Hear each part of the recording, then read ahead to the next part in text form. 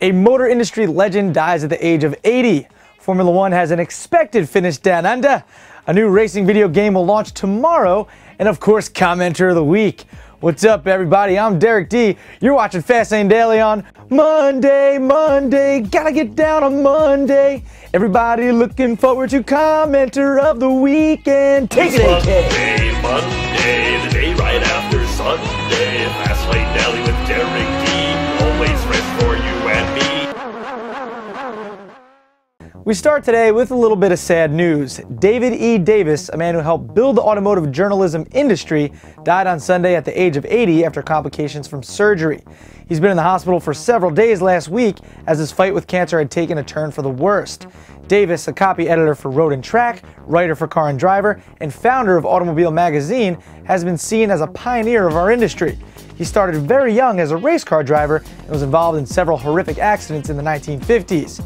He moved on to car sales, which led him to his final passion of journalism. In recent years, he actually moved on to YouTube videos with Winding Road Magazine. Make sure you check out this video right here to see an example of his work. And Formula One kicked off this past weekend down under, right? You guys like that? Yeah. With the Grand Prix of Australia in Melbourne. Now, if you don't want to hear the results, you don't have to click away. Just mute it. Are you ready? Sebastian Vettel won. Sebastian Vettel won. Yes, this guy. Red Bull for the win, gives you wings. In second was the McLaren of Lewis Hamilton, a car and team that had terrible testing results in the weeks prior, but somehow pulled it all together at the last minute. And third was the sophomore Russian rookie Vitaly Petrov in the Renault Lotus. All three teams have a unique balance of cool secret tech. Somehow Red Bull never used their KERS in qualifying or in the race, so they're up to something with all that speed. The Ferraris were P4 and P7, while the Mercedes duo of Schumacher and Rosberg DNF'd. The verdict is still out on whether or not the new tech rules this year made overtaking easier. Either way, we'll have more on it later this week in Shakedown. If I say anything past results, Leo will come in tomorrow and yell at me like, "Vettel, show me? Come on, let's go get a pizza." Such an angry little man he is. JF wrote the little man part, Leo. Oh, and in WRC Portugal, guess what happened to Ken Block? Yeah, he wrecked. What else is new? Pretty bad. Come on, Ken, we're pulling for you.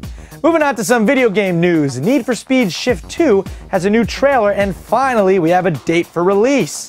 Due out tomorrow, March 29th, Shift 2 Unleashed will feature upwards of 1,000 cars and multiple racetracks to go up against Gran Turismo 5. Here's a snippet of the trailer.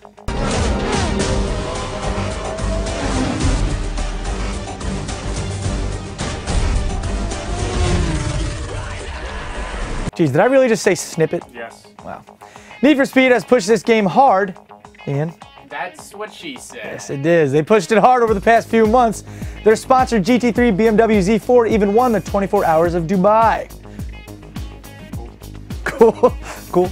And lastly, Jim Glickenhaus's P45 Competizione hits the Nurburgring for some shakedown testing before its 24 Hours of Nurburgring debut.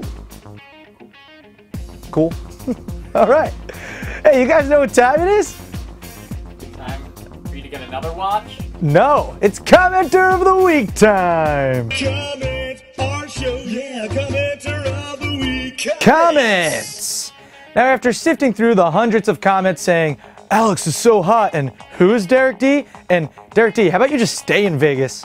Well, yes, I agree with you guys. Alex is hot. I am Derek D, and if I stayed in Vegas, I'd be either dead, homeless, or one of those people handing out those naked girl flyers on the street. You know those guys that are like... Actually, there's women that do it too. They just slap the thing and hand it to you. Also, that episode where we talked about the chick with the heroin and money all up in her vajonesifcation was full of a lot of comments that were pretty, well, dirty to say the least. And Ian also forgot to bleep the word shit. What? But you bleeped it there, so you're good. Yeah, I got you. But I did find some comments, and a couple people pointed this out, but commenter Nuclear Tape said it best. He said, "In all honesty, I'm surprised Porsche isn't charging $918,000 for it. The people who can afford these cars wouldn't give a shit about the extra 70 grand, and it would complete the prostitution of the 918 moniker. Porsche's marketing team really dropped the ball, which is rare because after the engineers, the marketing department pretty much runs the company. CF, the Cayenne, Cayman, and Panamera." Well, Nuclear Tape, interesting name by the way.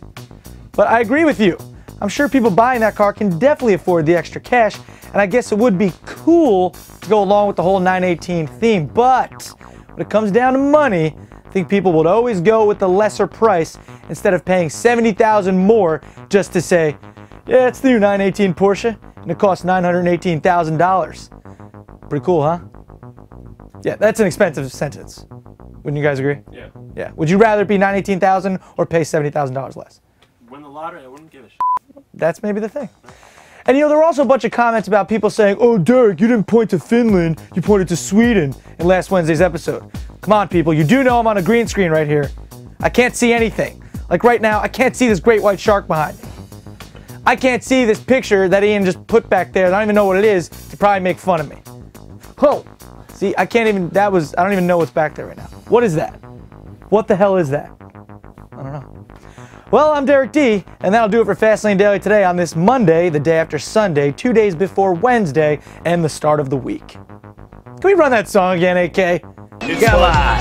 Monday, Monday, gotta get down on Monday. Copy that, Fastlane Daily. It's not.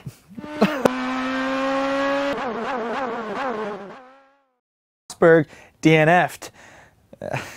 Just DTF'd. Just, Yeah, you gotta say. actually moved on to YouTube videos with Riding Woe P7 while the Mercedes duo of